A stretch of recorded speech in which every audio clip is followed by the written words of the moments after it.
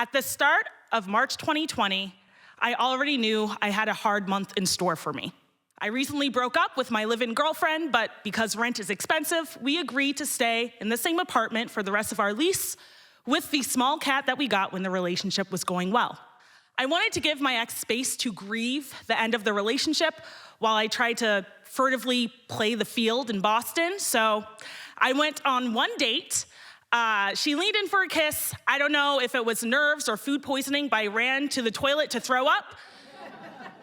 And then the next day, COVID-19 hit and lockdown started. So my living situation went from sitcom zany to downright anxiety-inducing. Because living with your ex in the first major pandemic of your lifetime is not a comfortable situation for anyone involved, my ex decided to move out. But there was the issue of our small kitten, Tula.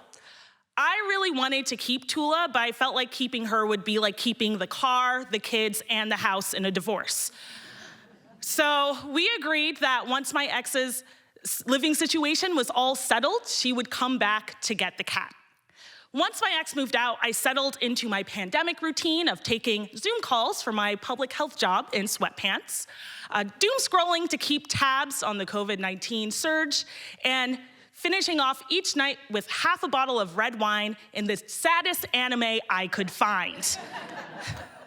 I generally was just sitting around in the funk of a failed relationship with this huge historical event as a backdrop and no other companions but my cat. And Tula was a lovely cat. She was a beautiful gray tabby. I'm black and my ex was white, so we got a gray cat, so she would look like both of us. Very important. And she was so nice to have around. She was a brief reprieve from everything else going on. I would play with her each day. I even taught her to walk on a leash. And she was so innocent. She didn't know that she had become a child of divorce as the world was burning around her, you know? I wish I could be as carefree as she was. But after a little while, I noticed she was acting weird and not her usual weird of suckling the bath mat. So she started going into corners of the apartment and stamping rhythmically, kind of like a militaristic twerk. And then she started yowling, and she was the type of cat that never really even meowed before. In addition to that, she started just pacing all over the apartment at all times of night, going to the windows and yowling and stamping and generally keeping me awake. At first, I tried to just wave this off, tried not to think much about it, but one day I searched Tula's new behaviors and I found that she had become a young woman.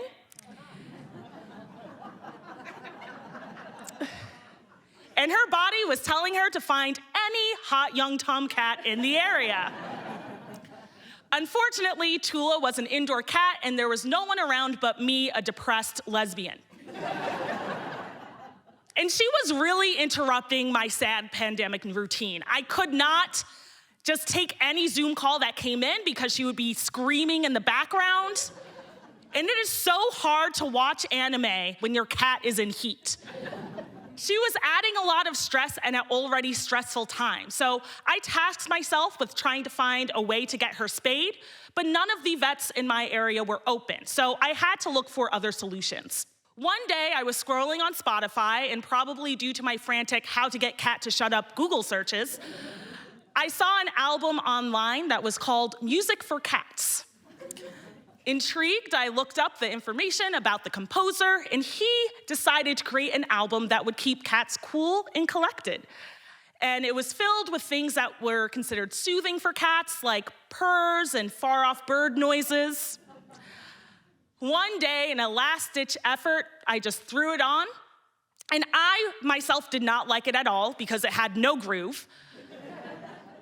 But Tula did react. At first, her ears perked up in the direction of the speakers, and then her pacing turned into laying down in the same spot.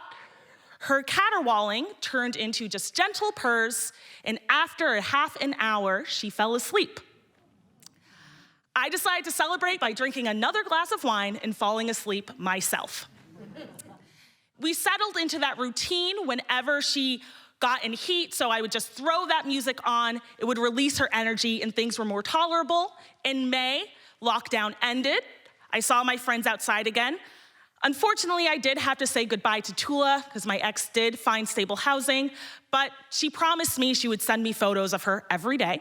I moved out of the apartment that acted as my depression cave, and I just moved on. My job started a very cautious hybrid schedule. And one day in December, I was at the office. I had my mask on, headphones in, and I was listening to Spotify. And on my phone, an image popped up. It was Spotify Wrapped. It said, "Wow, what a year it's been. Here's the top 5 most listened to songs over the past year." And everyone, song number 3 was a dehornifying cat banger. When I listened to it, it brought me right back to that headspace of sitting on the couch, wearing the same pajama pants for 3 days in a row, with no other companions except my small cat that was currently humping my coffee table. And in that moment, it made me realize how happy I was to be far away from that march, but how bizarre that time period was. But I do have a happy ending. I have my own cat, and she's going to remain my cat no matter what happens. And I will always have Spotify on the back burner. All right, thank you.